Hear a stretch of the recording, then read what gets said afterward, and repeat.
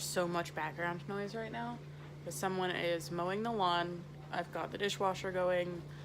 It's just a lot and it's confusing my brain. But that's pretty easy to do, especially with noise. And I wonder if I can. I've got a pillow to try to block some of the light, and it's not working. Probably because the pillow is white. But yeah. So I guess what I want to talk about today is just,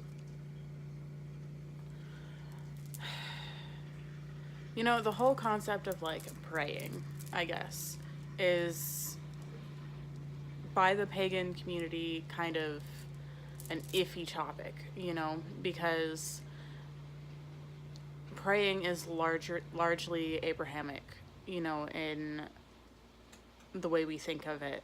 And I think that causes a lot of us to stray away from it and just kind of like, no, I'm not doing that because that's too triggering, that's too close to where a lot of us came from.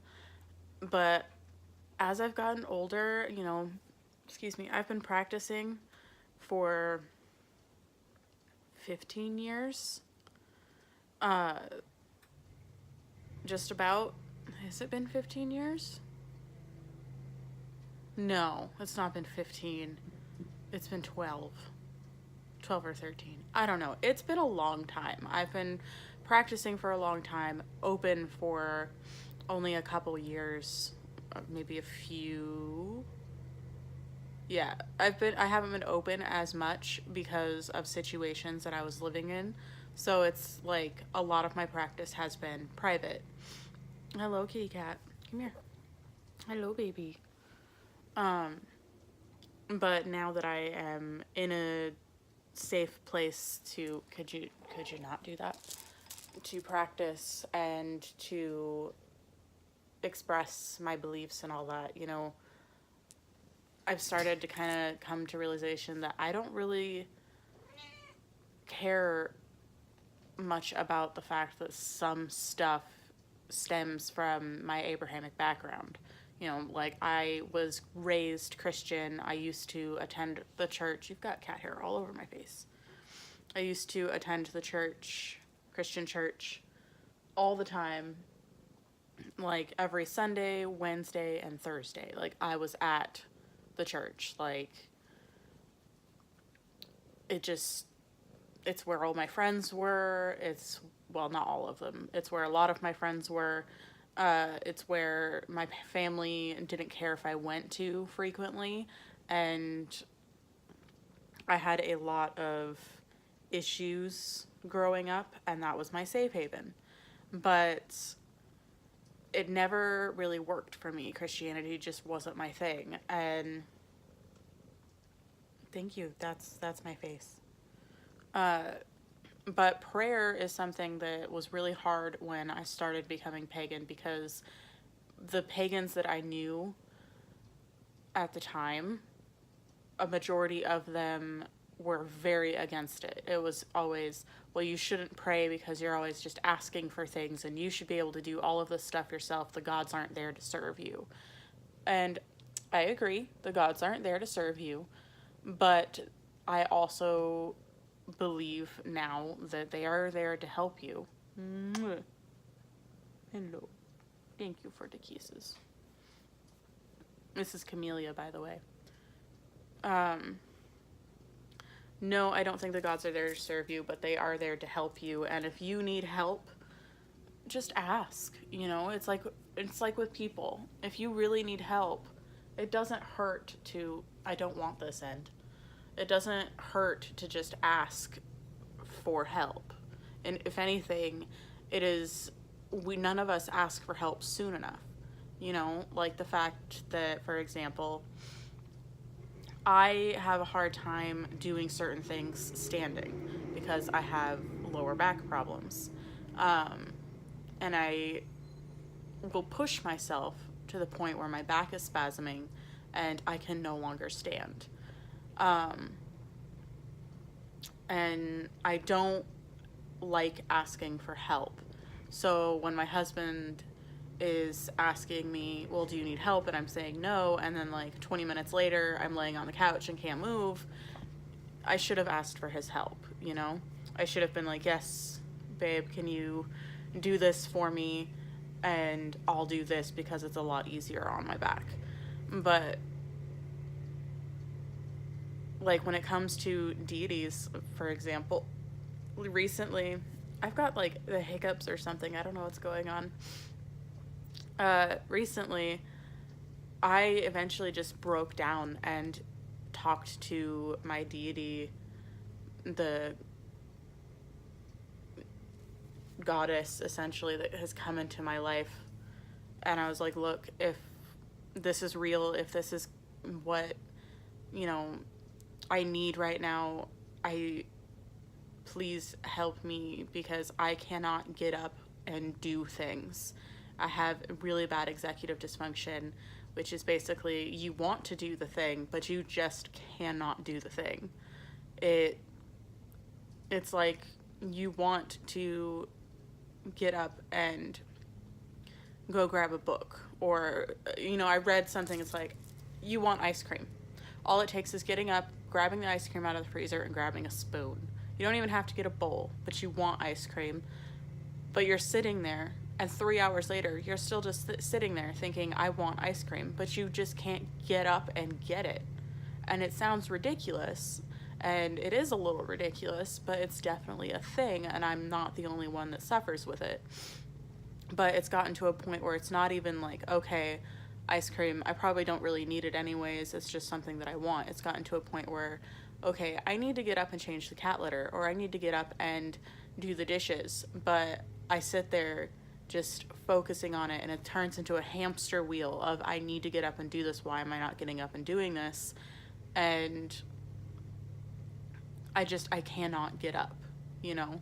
And it doesn't make a whole lot of sense to me. I don't know the ins and outs of how it works, but I broke down, cried, and prayed, you know, please help me get over this.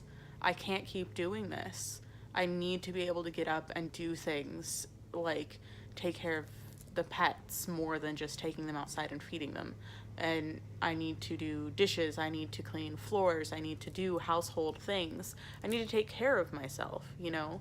Even taking a shower takes all of my willpower to force myself to get up and do it, which it shouldn't, you know? But I prayed that they would help me with that somehow, some way. I was like, and in return, I will work on drawing pictures and maintaining your altar and, you know, doing daily offerings, even if it's just water and lighting a candle or just a glass of water, you know, and do it daily, refresh it daily.